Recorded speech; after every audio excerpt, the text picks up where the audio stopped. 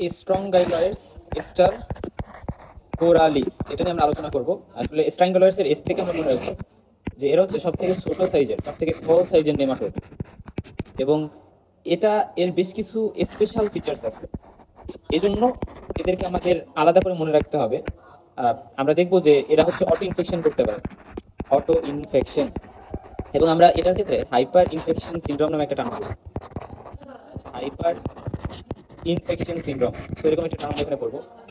এখানে আমরা ডিসিমিনেটেড একটা কন্ডিশন পড়বো লাস্টের দিকে, যেটা এটা কিন্তু স্কিন পেনিট্রেশনের মাধ্যমে বডিতে ঢোকে। অর্থাৎ হুকুম যখন আমরা পড়েছিলাম, হুকুম আমরা দেখছিলাম হুকুমও কিন্তু স্কিন পেনিট্রেশনের মাধ্যমে ভিতরে ঢোকে, ঠিক একইভাবে স্ট্রাঙ্গলার্সও কিন্তু পেনিট্রেশনের মাধ্যমে মানুষের বডিতে ঢোকে। এবং এটারও ইনফেক্টিভ ফর্ম হচ্ছে L3 যে stage larva, third stage larva, যেটাকে আমরা ফাইলারিফর্ম লার্ভা বলি। সো ফাইলারিফর্ম লার্ভা বা থার্ড স্টেজ লার্ভাতে এটার ইনফেক্টিভ ফর্ম। আমি একটা নর্মাল কথা বা নর্মাল হিসাব বলি, সেটা হচ্ছে যখন আসলে একটা মানুষ তার ফিসিস থেকে, তার ফিসিস, এবং এখানে শুধু মানুষই, ম্যানই হচ্ছে একমাত্র হোস্ট, আর মানুষের ফিসিস থেকে যখন বের হয়, মানে একটা কথা মনে রাখবা যে মানুষের যে ফিসিস, সেই ফিসিস দিয়ে এটার ক্ষেত্রে লার্ভাই বের হয়। কি বের হয়? লার্ভা। কারণ এদের, এরা হচ্ছে ovoviviparous, ovoviviparous, ovoviviparous, অর্থাৎ এদের যে এগগুলা থাকে সেই এগগুলা ইমিডিয়েটলি হ্যাচ আউট হয়ে যায়। ফার্স্টে হচ্ছে L1 যে ফার্স্ট স্টেজ লার্ভা বা রেক্টিফর্ম যে লার্ভা, এটা হচ্ছে গিয়ে ফার্স্টে বের হয়ে আসে ফিসিস দিয়ে। কারণ এগুলা তো বের হয়ে আসতে পারবে না, কারণ এগুলা মানে পারার পরে সাথে সাথে হ্যাচ আউট হয়ে যায়। সেগুলো যখন সয়েলে আসবে, এনভায়রনমেন্টে আসবে, আসার পরে এটা মোল্টিং হবে। তো সয়েলে এটার মোল্টিং, ফার্স্ট মোল্টিং হওয়ার পরে L1 থেকে L2 হয়ে যাবে। সো তখন যদি রেক্টিফর্ম লার্ভা আছে তখন সেটা ইনফেক্টিভ হয়নি, বাট এটা যখন আরেকটা মোল্টিং হবে, L3 হবে, থার্ড স্টেজ লার্ভাতে যাবে, তখন এটা হচ্ছে ইনফেক্টিভ হয়েছে এবং এটা হচ্ছে ইনফেকশনটা করবে, মানে এটা স্কিন পেনিট্রেশন করার জন্য ওয়েট করে থাকবে। তো এটাকে বলি আমরা ডাইরেক্ট সাইকেল, একটা ডাইরেক্ট সাইকেলের দিকে যাচ্ছে এটা। অপরদিকে ইনডাইরেক্ট আরেকটা সাইকেল আছে, যেটা নিয়ে আমি পরে কথা বলবো, বাট জাস্ট মনে রাখো যে এরকম হয়। তার মানে কি দাঁড়ালো, যে মানুষের ফিসিস দিয়ে লার্ভাটা বের হয়েছে, ফার্স্ট স্টেজ হয়তো বা লার্ভাটা বের হয়ে আসছে, র্যাপিডিটি ফর্ম লার্ভাটা বের হয়ে আসছে। তো তার মানে ফিজিক্স আমরা যখন স্কুল এক্সামিনেশন যখন করবো, তখন আমরা যদি এক্সামিনেশনের পয়েন্টটা মাথায় রাখলাম, এরা স্কিন পেইন্টেড করে ঢুকলো ফার্স্টে, এইভাবে চিন্তা করো, স্কিন পেইন্টেড করে এলপি ফর্ম লার্ভাটা ঢুকলো। তো ঢোকার পরে এটা হচ্ছে আমরা যখন হুকম পড়ছিলাম, আমরা যখন অ্যাসকারিস পড়ছিলাম, স্পেশালি হুকুম যখন আমরা পড়ছিলাম, স্কিন পেইন্টেড করে এরা সার্কুলেশনে যাবে, সার্কুলেশন থেকে হার্টে যাবে, লাঙে যাবে, এবং আলটিমেটলি সেখান থেকে এরা সোয়ালোড হবে এবং আবার ইন্টেস্টাইন আসবে। সো এই যে আবার ইন্টেস্টাইন আসবে, ইন্টেস্টাইনে আসার পরে এরা হচ্ছে অ্যাডাল্ট যে ফর্মটা, এই অ্যাডাল্ট ফর্মে কনভার্ট হয়, অ্যাডাল্ট ফর্মে কনভার্ট হয়, অর্থাৎ স্কিন দিয়ে L3 যে ফর্মটা, L3 যে ফর্মটা, এটাই কিন্তু ঢুকছিল। তো এটা ঢোকার পরে দেখা যায় লাঙের এই রিজন দিয়ে, লাঙে লাঙে হচ্ছে আরেকটা মোল্টিং হয়, L4 এ কনভার্ট হয়, এবং এই L4টা পরবর্তীতে আবার যখন ইন্টেস্টাইনে আসে, সো ইন্টেস্টাইন আসার পরে এটা আরেকটা ফাইনাল মোল্টিং হয়ে এরা হচ্ছে কি অ্যাডাল্টে কনভার্ট হয়ে যায়। যে ধরো ইন্টেস্টাইন এবং ইন্টেস্টাইনে অ্যাডাল্ট কোনটা আছে, তো এখানে শুধু ফিমেলই থাকে। আমরা অ্যাসক্যারিক্সের কথা বলি, আমরা হুকর্মের কথা বলি, সে সকল জায়গায় কিন্তু বোথ মেল আর ফিমেল দুটাই অ্যাডাল্ট তৈরি হয়েছিল, বাট এখানে শুধু সাধারণত ফিমেল থাকে, সেটা একটা এক্সেপশনাল জায়গা। এবং ফিমেলের কোনো ফার্টিলাইজেশনের দরকার নেই, এগ তৈরি করতে হইলে, ডিম পাড়তে হইলে এদের ফার্টিলাইজেশনের দরকার হয় না, মানে এখানে কোনো মেল পার্টনারের দরকার নেই, এমনিতেই এরা পারতে পারে। তো তখন এরা ডিম পারে, ডিম পারে সেটা সাথে সাথে হ্যাচ আউট হয়ে লার্ভা হবে এবং সেটা ফিজিস দিয়ে বের হয়ে আসবে। এরা অটো ইনফেকশন করতে পারে বললাম না, এরা যে কাজটা করতে পারে যে এখানে ধরো এটা মানে ডিম পারলো এবং সেই ডিমটা হ্যাচ আউট হয়ে লার্ভা কনভার্ট হলো, ধরো ফর এক্সাম্পল L1 যে লার্ভা, এটা কনভার্ট হলো।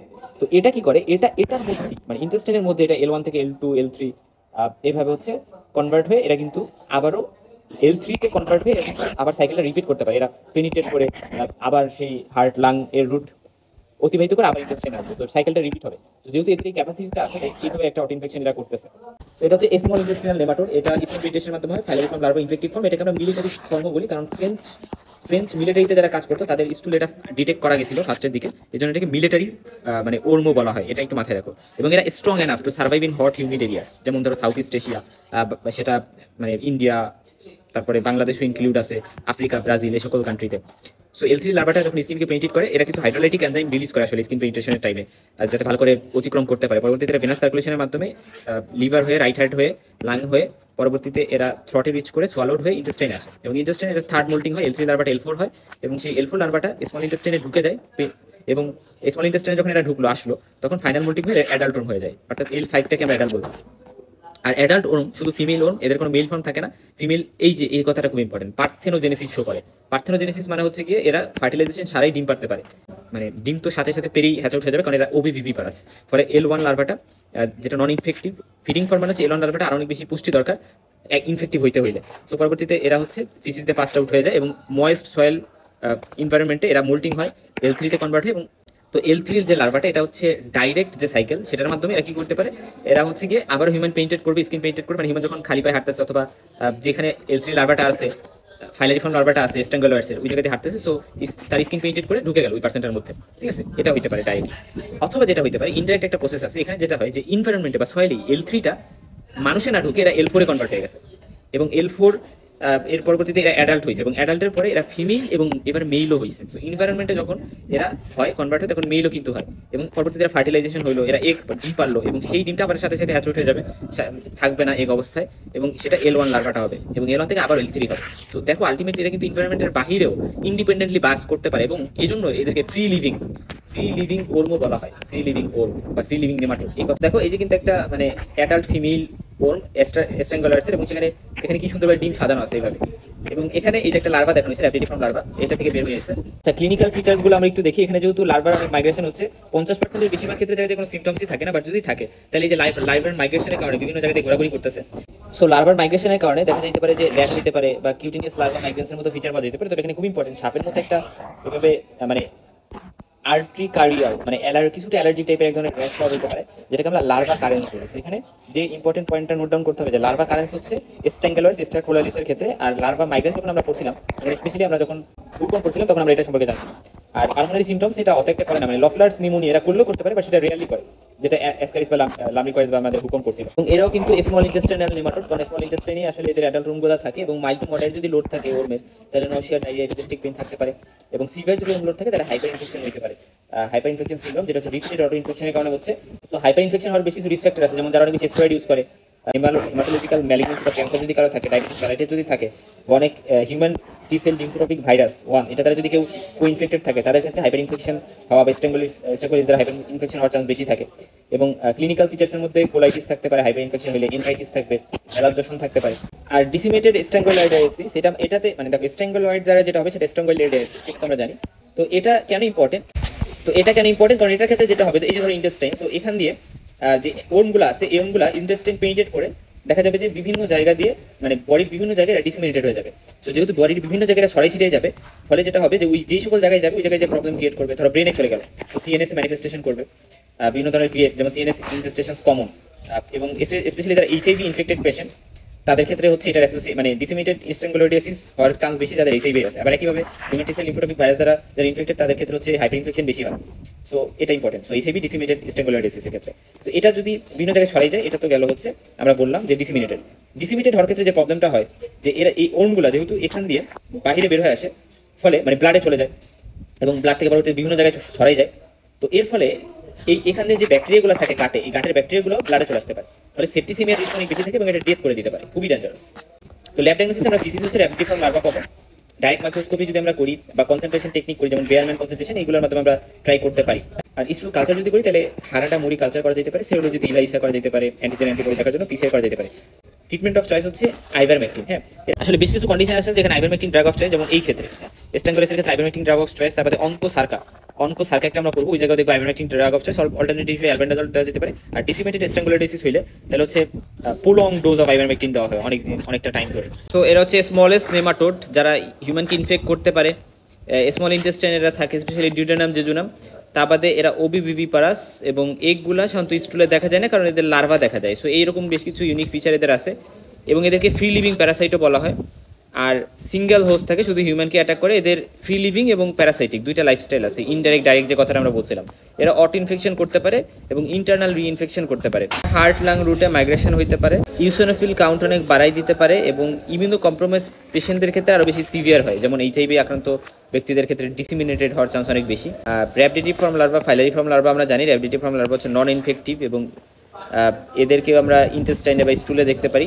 আর ফাইলারিফর্ম লার্ভা হচ্ছে ইনফেক্টিভ, এবং এরা স্কিনকে পেনিট্রেট করে। আমরা জেনে আসলাম যে স্ট্রাঙ্গেলয়েডস স্টারকোলারিস দ্বারা হচ্ছে অটো ইনফেকশন হইতে পারে, এবং এই অটো ইনফেকশনটা 30 থেকে 40 বছর পর্যন্ত লাস্ট করতে পারে। আর যেটা ক্রনিক বা যেটাকে আমরা ডিসিমিনেটেড স্ট্রাঙ্গুলারিডিয়াসিস বলতেছি, এটা করতে পারে।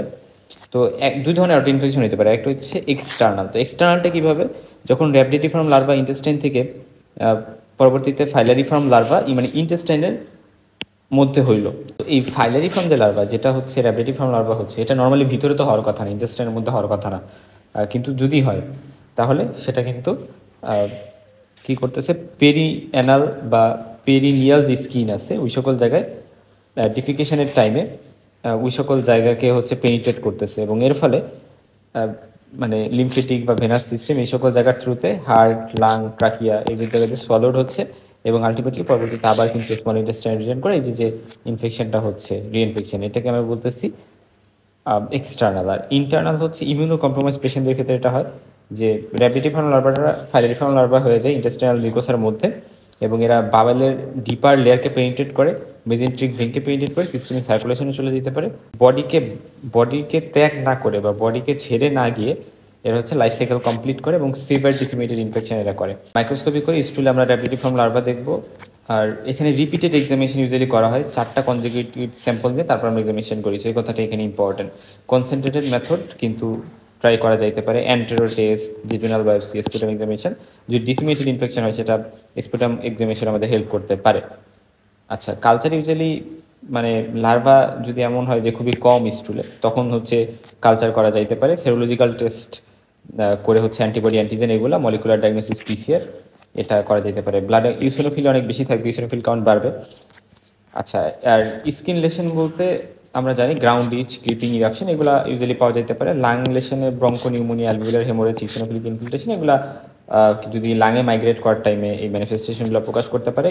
আর ডায়রিয়া, ব্লাড মিউকাস এগুলা মানে ডায়রিয়ার সাথে যাচ্ছে এরকম হইতে পারে। ইন্টেস্টাইনাল হেমোরেজ, ক্লাসিক্যাল ট্রায়াড আছে সেটা হচ্ছে অ্যাবডোমিনাল পেইন, ডায়রিয়া, আর্টিকারিয়া, এরকম কিন্তু এরকম একটা ট্রায়াড সিমটমস থাকতে পারে। হাইপার ইনফেকশন মানে হচ্ছে যে সিভিয়ার লাইফ থ্রেটনিং একটা কমপ্লিকেশন যেখানে এক্সটেন্সিভ ইন্টারনাল রিইনফেকশন হচ্ছে, লার্ভা ইন্টেস্টাইন, লাং, আদার অর্গানকে ইনফেক্ট করতেছে এবং আনট্রিটেড কেসেসে 100% ক্ষেত্রে কিন্তু ফ্যাটাল হয় এবং দেখা যায় ট্রিটমেন্ট দিলেও 25%-এর বেশি ক্ষেত্রে মানুষ মারা যায়। এবং স্টেরয়েড থেরাপি, ইমিউনোসাপ্রেশন থেরাপি, তারপরে haematological malignancy, GIT motility disorder, hypochlorhydria মানে এই মানে স্টোমাক থেকে এইচসিএল সিক্রেশন হচ্ছে না বা খুবই কমে গেছে এরকম একটা বিষয় মানে। আর ডায়াবেটিস এবং হিমাটিসের লিম্ফোট্রপিক ভাইরাস, এইচআইভি ইউজুয়ালি হচ্ছে অ্যাসোসিয়েটেড থাকে হচ্ছে ডিসিমিনেটেড কন্ডিশনগুলোতে। জিআইটি ফিচার্সে হাইপার ইনফেকশন সিন্ড্রোমে কোলাইটিস, এন্টারাইটিস, ন্যালেকজশন তো থাকে, তারপরে সেপসিসের চান্স বেড়ে যায়। কেন বেড়ে যায় সেটা আমি বলে আসছি, যেহেতু ব্লাডে ছড়াই যাওয়ার চান্স থাকে জিআইটি ব্যাকটেরিয়াগুলো। এবং নিউমোনিয়া, পেরিটোনাইটিস, ব্রেন অ্যাবসেস, ব্রেনে এফেক্ট করে, ব্রেন অ্যাবসেস আর মেনিনজাইটিস করতে পারে। আর সিভিয়ার কেসে ইউসোনোফিলিয়া অ্যাবসেন্ট থাকতে পারে। সো এই জিনিসটা খুবই ইম্পর্টেন্ট যে নর্মালি আমরা জানি যে স্ট্রঙ্গোলার্স এর যে ইনফেকশন সেটাতে ইউসোনোফিলিয়া থাকবে, বাট সিভিয়ার হাইপার ইনফেকশন কিন্তু ইউসোনোফিলিয়া অ্যাবসেন্ট থাকতে পারে। তো ব্রঙ্কো অ্যালভিওলার লাভাজ আমরা মাইক্রোস্কোপি করে আমরা দেখতে পারি। তারপরে গ্যাস্ট্রিক বায়োপসি করে আমরা ইউসোনোফিলিক গ্রানুলোমা দেখতে পারি। ম্যানেজমেন্ট হচ্ছে আমরা হেলমিন্থ ইনফেকশনকে আমাদের আগে ট্রিট করতে হবে। আইভারমেকটিন ড্রাগ অফ চয়েস, এটা অ্যালবেন্ডাজল কিন্তু না, আমরা ivermectin drug of choice. Albendazole হচ্ছে অল্টারনেটিভ। আর ডিসিমেটেড ডিজিজে হচ্ছে 5 থেকে 7 দিন পর্যন্ত আইভারমেকটিনকে এক্সটেন্ড করতে হবে। লার্ভা কারেন্স নামে একটা কন্ডিশন আছে, এটাকে আমরা রেসিং লার্ভাও বলি। আমরা লার্ভা মাইগ্রেন যখন পড়ছিলাম আমরা বলছিলাম যে লার্ভা মাইগ্রেন্স কিন্তু এরকম মানে লার্ভাটা হ্যাফেজেডলি বিভিন্ন জায়গায় ঘুরতেছে এবং এই কারণে বিভিন্ন জায়গায় যেহেতু যাচ্ছে বিভিন্ন ম্যানিফেস্টেশন বা সাইন সিমটমস করতেছে। ঠিক একইভাবে লার্ভা কারেন্টস হতো, এখানে মনে রাখবা কারেন্টের গতিতে চলে, মানে অনেক জোরে চলে। ঠিক আছে, যেমন ধরো আদার যে ফাইলারিফর্ম লার্ভা থাকে সেটা 1 থেকে 2 সেন্টিমিটার পার ডে হচ্ছে মাইগ্রেশন স্পিড থাকে, বাট এদের 3 থেকে 4, অর্থাৎ তার মানে অনেক বেশি জোরে চলে। লার্ভা কারেন্টসের এটা স্পেশাল প্রপার্টি। এবং হচ্ছে একটা সার্পিজিনিয়াস বা সাপের মতো একটা মানে যেখান দিয়ে যায় ওরকম একটা পথ তৈরি করে। এরা মানে পেরিয়ানালি তৈরি হয়ে মানে স্টার্ট হয়ে স্প্রেড র্যাপিডলি। অটো ইনফেকশন যেমন স্ট্র্যাঙ্গুলার কোরালিসের ক্ষেত্রে মেইনলি আমরা লার্ভা কারেন্স কথাটা জাস্ট ইউজ করি এই যে। এবং এর একটা ইচি লিনিয়ার র্যাশ তৈরি করে এদের ফাস্ট মুভমেন্টের কারণে স্কিনের উপর দিয়ে। সেখানে হচ্ছে বেয়ারম্যান ফানেল যে কনসেন্ট্রেশন টেকনিক সেটা দেখানো হয়েছে, এখানে হেরাডা মরি ফিল্টার পেপার দেখানো হয়েছে। তো এই ছবিগুলো জাস্ট আমি একটু দেখতে পারি। ফিকাল ম্যাটেরিয়াল যদি কালচার করা হয় তাহলে এই যে এরকম কালচার প্লেট দেখানো হয়েছে।